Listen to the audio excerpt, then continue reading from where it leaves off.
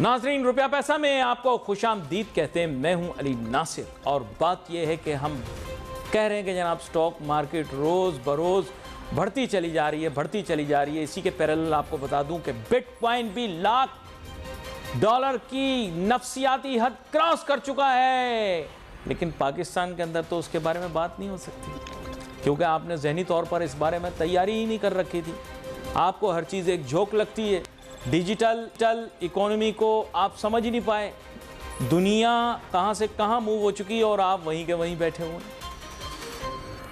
आज हम 5,000 के नोटों को रगड़ रगड़ के चेक कर रहे हैं कि वो सही है या नहीं। आजकल आपको पता है ना, 5,000 के नोट बड़े जाली आ गए मार्केट के अंदर। अभी जिसको दे रहा हूं वो यूं कर रहा है। मैंने कहा यूं क्या कर रहा है नोट में? तुम्हें बड़ी अकल है, तुम पकड़ लोगे कौन सा असली है कौन सा जाली है। नहीं, इसको हाथ लगाएं तो खुरदुरा होता है। देख लो, ऐसे चेक हो रहा है औरंगजेब भाई 5,000 का नोट कि खुरदुरा है या नहीं है। और खुरदुरा है तो इनको क्या समझ बूझ कि वो सही है या नहीं है। यानी कोई भी जाली नोट बनाने वाला कागज को खुरदुरा कर दे, पाकिस्तानी उसे असली समझ लेंगे। देख लो यार, ये हो रहा है। फिर बोलते हैं साहब कि हमारी इकोनॉमी बड़ी फास्ट जा रही है। मैंने तो भाई 5,000 का नोट बैंक से लेना ही छोड़ दिया। अव्वल तो मैं ऐसा अमाउंट ही नहीं लिखता चेक में जिसमें 5,000 के मिले, लेकिन चलो फिर भी आजकल के हालात में वैसे 5,000 नोट की अहमियत कितनी रह गई है। मेरे ख्याल से हुकूमत कह रही थी हम 5,000 का नोट बंद करके 1,000 के नोट पर कनात करेंगे। मैंने कहा 1,000 के नोट पे तो आजकल कुछ भी नहीं मिलता। कुछ अरसे में तो 1 दर्जन अंडे नहीं मिलेंगे 1,000 रुपए के अंदर, जिस तरह से महंगाई बढ़ रही है। भाई दूसरे एंकरों की तरह नहीं हूं मैं कि मार्केट में आटा चीनी चावल के भाव मुझे ना पता हो। मुझे सारी चीजें पता होती हैं, लेकिन मैं बोलता नहीं हूं। क्यों बोलना? क्या है? आलू 5 रुपए किलो। आज 5 रुपए किलो आलू कितना महंगा हो गया आप तस्वुर नहीं कर सकते। मैंने अगले दिन इसको इजाज को बताया, आलू इतने के मिल रहे हैं। कह रहा नहीं इतने के मिलते हैं। मैंने कहा नहीं यार, मैंने पता किया है, तस्वीर खींच के लाया हूं। कह रहे देखें आप लाल आलू नहीं खाते ना। मैंने कहा अब ये लाल आलू क्या होता है? अब आप कहेंगे साहब किस चीज में पड़ गए। हटाओ इन चीजों को, बात ही नहीं करो इस बारे में। बात करो ये बर्गर टाइप की बातें करो। GDP, STTP, TDP, TDP, PDP, GDP, इस पे बात करो। ऐसा लगेगा ये कोई बीमारियां हैं, लेकिन पता ये लगा कि ये माशी इशारियां हैं कि मॉनिटरी पॉलिसी बेसिस पॉइंट्स। अब बंदा सोच रहा गरीब आदमी रोटी खाने को नहीं है, monetary policy interest rate basis points, ये क्या बातें हो रही हैं? आपको पता है कि शो मेरा लोग क्यों देखते हैं? क्योंकि एक आम आदमी मेरा प्रोग्राम देखे तो उसे मईशत के बारे में समझ बूझ आ जाए। अब हमें ज्वाइन कर रहे हैं जनाब जफर मोती साहब, जो कि साबिका अदवार के अंदर स्टॉक एक्सचेंज के अहम ओहदों के ऊपर फाइज रहे हैं और ताजिर सनतकार बिरादरी में इनका एक अपना नाम है। सरमायाकारी के शोबे के अंदर एक मयार रखते हैं। वेलकम करता हूं आपको शो में जफर मोती साहब। जी थैंक यू। जफर मोती साहब, अब बुनियादी बात यह है कि आम आदमी की हमने उस पर गौर नहीं किया। हमने फोकस किया तो हमने मैक्रो इकोनॉमिक इंडिकेटर्स पे किया। मैक्रो इकोनॉमिक इंडिकेटर्स को सुपरफिशियली हम इंप्रूव करने में कामयाब भी हो गए। मैक्रो इकोनॉमिक इंडिकेटर्स इंप्रूव करने की वजह से स्टॉक एक्सचेंज के अंदर हमें बहाना मिल गया, हम बेहतरी लेकर आ गए। और आम आदमी की लेकिन जो मईशत है उसको इंप्रूव करने के ऊपर ज़्यादा फोकस नहीं रहा, जिसकी वजह से कुछ पॉलिटिकल टेंशन्स और कुछ सोशल टेंशन्स क्रिएट हो गई। You being a person who is now aware of how our economy works, और इस इकोनॉमी के अंदर भी पॉलिटिक्स की तरह एक हाइब्रिड सिस्टम एग्जिस्ट करता है, तो मैं चाहूँगा ज़रा इसके ऊपर रोशनी डालें कि व्हेन डू यू इंटेंड और when does the business class of this country expect that we should now be focusing on the common man's economy? जी देखिए, कॉमन मैन के लिए तो अभी तक कोई, आप बिल्कुल सही कह रहे हैं कि कोई कहते हैं ना रिलीफ नहीं आया। और रिलीफ आया है तो उस एरिया से, उस सेक्टर से जो आप कह रहे थे कि भाई इकोनॉमी के जो मेन इवेंट्स हैं उस पर ही गौर किया जा रहा था। क्यों? कि अगर वो जो मेन एरियाज हैं मैक्रो लेवल पर वो ही खत्म हो रहे थे, तो फिर माइक्रो लेवल पर जो है क्या कहते हैं, वो तो फिर सवाल नहीं है। यानी फिर वो तो आप एक बैंक्रप्सी की तरफ जा रहे थे, तो उसको खुदा खुदा करके ये थोड़ा सा टर्न अराउंड मिला है।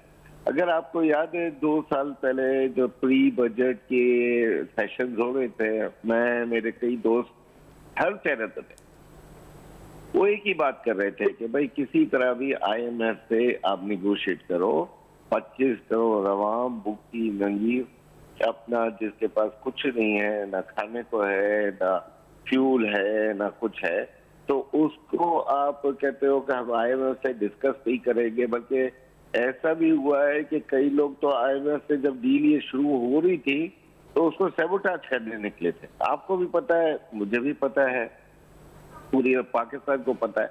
तो ये जो था तो उनकी हमारे दोस्तों की बल्कि मेरी भी बॉडी लैंग्वेज हिल गई थी कि अगर आईएमएफ से आप डिस्कस और आईएमएफ से रिलीफ नहीं मांगोगे तो फिर दूसरे दिन जब बैंक्रप्सी होगी, जब सैंक्शंस लगेंगे, तो होगा क्या। हम स्टॉक एक्सचेंज में एक ही बात कर रहे थे उस टाइम कि होगा क्या, कल हमें इलेक्ट्रिसिटी मिलेगी, कल हमें फ्यूल की सप्लाई वापस आएगी, क्योंकि ये सब चीजें दुनिया के कई कंट्रीज ने किया है। वेनेजुएला ने किया है, अपना क्यूबा ने किया 40-50 साल तक। तो वो के क्या रिजल्ट आए वो सबके सामने है। ऐसा नहीं है कि हम आइसोलेशन में जाकर जिंदा रहते। खुदा खुदा करके आईएमएफ से हुई, फिर आहिस्ता आहिस्ता टर्न अराउंड हुआ। अभी ये माइक्रो लेवल की जो बात आप कर रहे हो, पहले माइक्रो लेवल तो ठीक हो जाए। अभी 16 दिसंबर को आपको इंटरेस्ट रेट और घटेंगे, जिसकी तेजी आप अभी भी स्टॉक एक्सचेंज में देख रहे हो, फूलती फलती जा रही है। नहीं, वो तो आपकी एक्सपेक्टेशन है। आईएमएफ वाले तो समझा के गए हैं कि इस तरह के काम करने से पहले आप सोचिएगा। आईएमएफ वालों ने तो बहुत समझाया है। ये तो हमारी एक्सपेक्टेशंस है, हम फोर्स लगा के कम करवा रहे हैं। नहीं, हम फोर्स लगा कर नहीं, हुकूमत खुद, जब आपको हुकूमत बोले कि ऐसा 5% का इन्फ्लेशन हो गया है, तो आप क्या एक्सपेक्ट करेंगे। देखिए, मैं आपको एक मिसाल देता हूं। माशाल्लाह आप बैनुल-अक़वामी सतह के ऊपर चीज़ों को स्टडी करते हैं। इस वक्त रिसेशन में चला गया तुर्किया इसलिए रिसेशन में गया है क्योंकि उन्होंने इंटरेस्ट रेट अभी भी हाई रखे हुए हैं। तो वहां तो इंडस्ट्रियलिस्ट और बिजनेसमैन रौला शोर शराबा नहीं मचा रहे। वो कह रहे हैं यार हमारी इकोनॉमी को बचाओ, क्योंकि तैयब अर्दोआन ने ये मेजर्स इसीलिए लिए थे क्योंकि आपको पता है उनकी करेंसी इतनी ज़्यादा वीक कर दी गई थी या हो गई थी कि वो बिल्कुल क्राइसिस सिचुएशन में आ गए। आपकी करेंसी भी तो इसी तरह अंडर अटैक रही, या आपने उसको खुद गिरा दिया, जो भी रीज़न बनी, I don't want to talk about it. लेकिन आपको भी फिर उसको ठीक करने के लिए scientifically speaking high interest rates रखने पड़ेंगे। देखिए, अभी भी जो करेंसी है ना वो तो डूबी हुई है, डूबा डूबा सा रहता हूँ, गाना इस पर बचता रहता है। तो वो जो है ये और ये जो आपकी करेंसी है ये इतनी वीक हो चुकी थी, बल्कि है कि अभी इंपोर्ट तो अभी तक ऑन नहीं हुआ ना। तो इंपोर्ट ऑन नहीं हुआ तो आपको पता है कितनी चीजें जो हैं वो नापायद हो गई हैं। Tyre, spare parts of car, गाड़ियों की सेल, गाड़ियों का इंपोर्ट, ये सब खत्म हो गया। तो वो जो है ये तो रहेगा, और ये रहेगा जब तक तो आपकी करेंसी इंपोर्ट के बगैर इसी एरिया में रहेगी। तो अगर आप देखो तो एक दिन आया कि 100 रुपए का 300 रुपया हो गया है, तो वो जो है आप जो 1000 रुपए के मालियत के हकदार थे या आपके वेल्थ में था, वो 300 रुपए रह गया। ठीक है ना जी। जी। तो उसमें कोई भी जो चीज थी, यानी आपने कोई ऐसा गलत कदम या गलत डिसीजन नहीं लिया जिसकी वजह से ये आम बिजनेसमैन को ये अफेक्ट आता। अब अफेक्ट कहाँ रहा है, कंस्ट्रक्शन बंद हो गया है, प्रॉपर्टीज के प्राइसेस नहीं बढ़ रहे, लोगों के हाल में ये हाल है कि भाई वो अब जिंदगी में प्रॉपर्टी अपने नाम पर या कोई चीज खरीद नहीं सकते, इतना वो उनका यानी प्रॉपर्टीज में भरोसा भी उठ गया है और ताकत भी नहीं रही। तो ये सब चीजें तो करेंसी के डूबने की वजह से हो गई हैं। जहाँ 6,000 रुपए का पर स्क्वायर फुट की कॉस्ट थी, आज वो 12,000 रुपए की है। देख लीजिए आप, बड़े बड़े, अब आप चंद बिल्डर्स के या चंद बिल्डिंग के नाम मत लीजिएगा। सिर्फ कराची 3 करोड़ आवाम का शहर है, जी। तो आप ये बताइए कि और कहाँ कहाँ बिल्डिंग बन रही हैं या रियल एस्टेट का काम चल रहा है, सब ठप पड़ा है।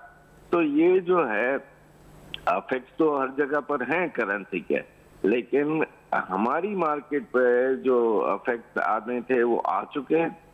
फिर आपको देखिए फॉरेन फंड्स वालों ने या जो हमारे यहाँ स्पेशली एनर्जी के सेक्टर में इन्वेस्ट किया है, वो क्यों किया है कि उनको अब $1 पर 3 शेयर मिल रहे थे।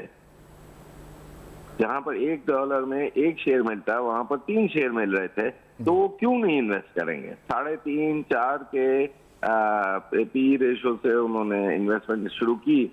अभी जो है उनके हमारी मार्केट के 5.5-6 आप गिन लो, तो वो जो है जो बढ़ रही है वो आप देखिए टॉप हैवी जो इंडेक्स में शेयर हैं उन्हीं की वजह से बढ़ रही है। चाहे आप सीमेंट ले लें, फर्टिलाइजर ले लें, अपना ऑब्वियसली एनर्जी का सेक्टर ले लें, उन्हीं की वजह से बढ़ रही है।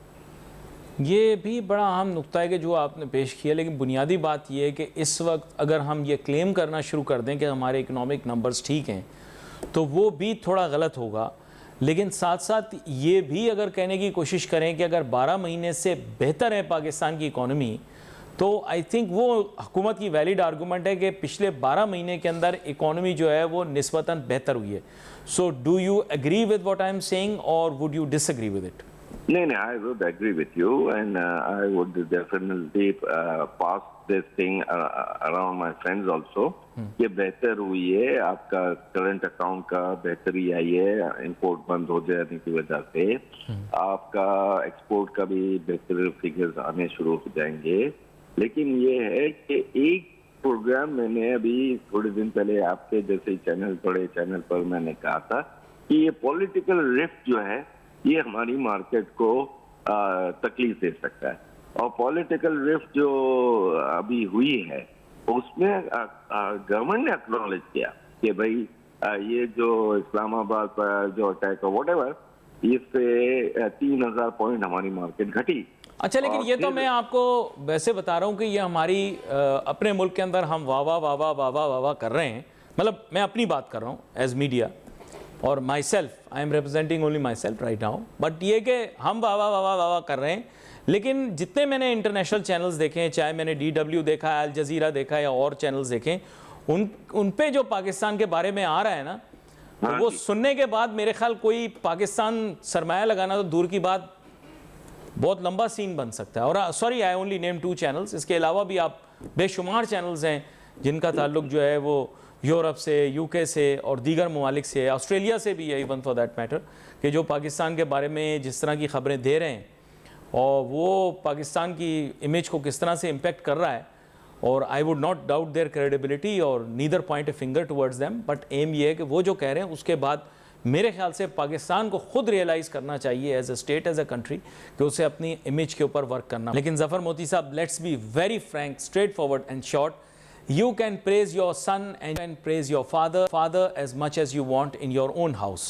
But what people think about you, what the outside world thinks about you, what other people think about you, what your acquaintances or friends think about you, you cannot change because they develop their perception on their own.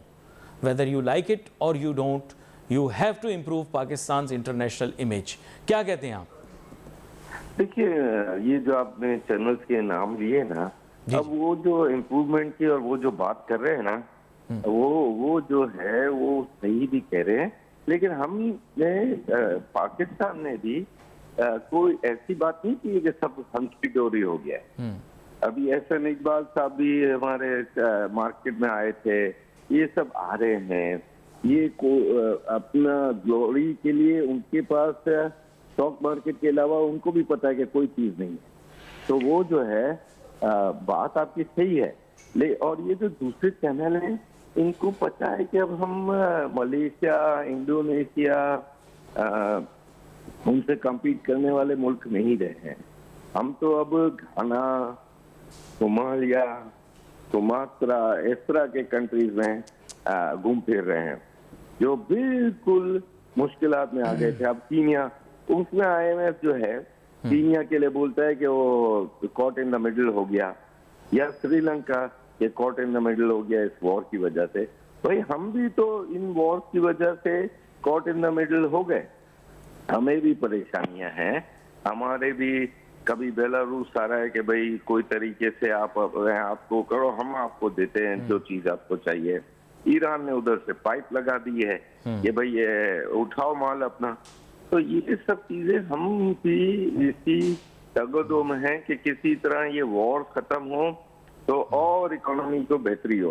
अभी ये जो हमें SIFC से खबरें आ रही हैं discovery की और ये वो, उसका भी तो हमें एक किस्म का एक नोटिस लेना चाहिए ना कि भाई क्या हो रहा है। और गवर्नमेंट को भी पता है कि गवर्नमेंट से अभी कुछ नहीं हो रहा है सिवाय SIFC। ज़फ़र मोती साहब के साथ हमारी बात हो रही।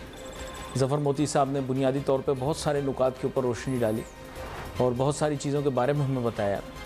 ज़फ़र मोती साहब, लेकिन बुनियादी चैलेंज और इशू ये है कि अब इकोनॉमी के बात कर के मैं भी शायद थोड़ा सा एग्जॉस्ट हो गया हूँ, आप भी एग्जॉस्ट हो गए।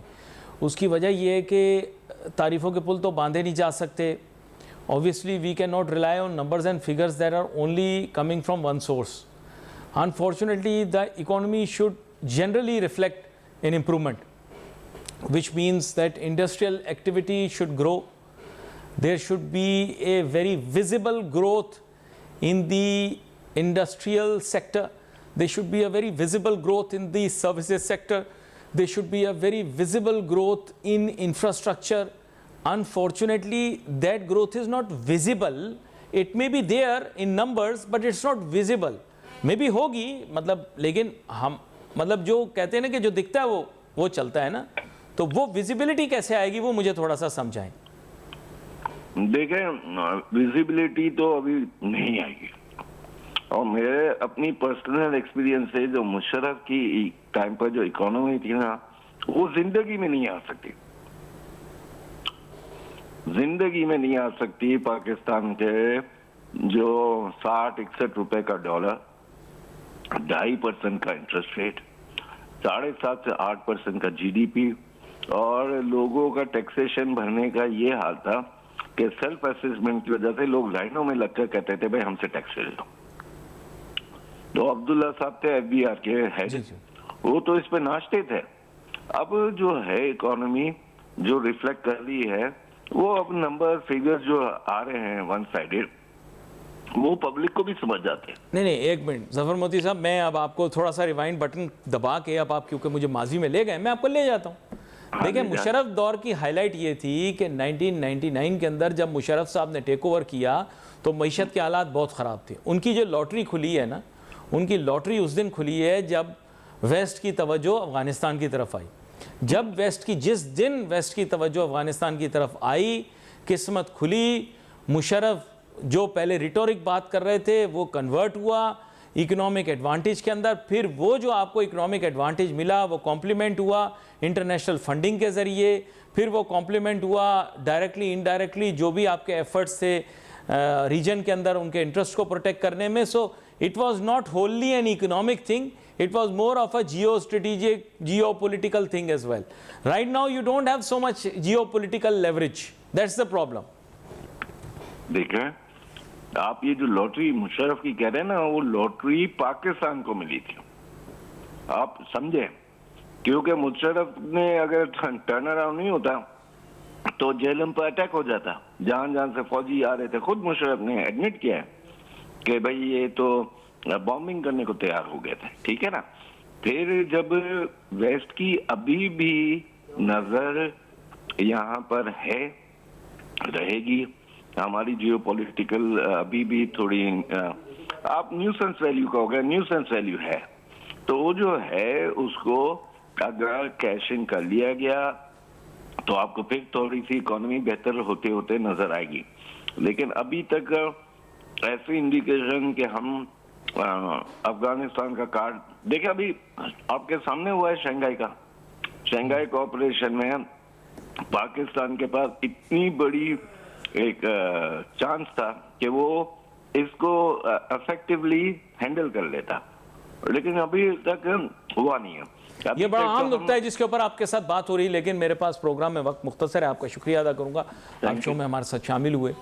नाजरीन, हमारी ज़फ़र मोती साहब के साथ बात हो रही थी और ज़फ़र मोती साहब ने बड़े अहम नुकात के ऊपर हमारे साथ बात की। नाजरीन, यहाँ पर मैं कुछ चीज़ों को आपके सामने रखना भी चाहूँगा। पाकिस्तान की मईशत जो है बहुत ज़्यादा रिलाई करती है जियो स्ट्रेटजिक और जियो पॉलिटिकल लेवरेज के ऊपर, जो कि वक्तन फ़वक्तन पाकिस्तान को मिलती रहती है जब यहाँ के बदलते हालात इस चीज़ की इजाज़त देते हैं कि पाकिस्तान एक नुमाया किरदार अदा करे। अभी भी मशरिक़ वस्ता के बदलते और ख़राब होती सूरत हाल के अंदर पाकिस्तान का एक नुमाया किरदार सामने आ सकता है, लेकिन अनफॉर्चुनेटली हम उसको सही से कैश नहीं करवा सके।